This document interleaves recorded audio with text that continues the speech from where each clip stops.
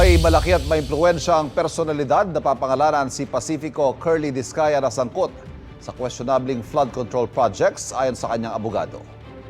Ano ba naging papel ng malaking tao na yun? Siya ang architect. Na lahat ng ito?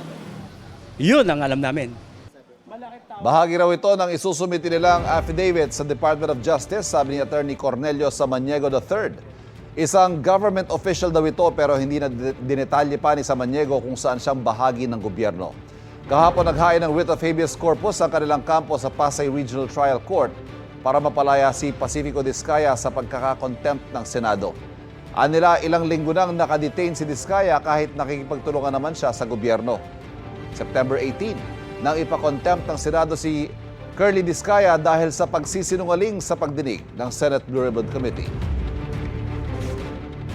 Kapuso, huwag magpapahuli sa latest news and updates. Mag-iuna ka sa balita at mag-subscribe sa YouTube channel ng GMA Integrated News.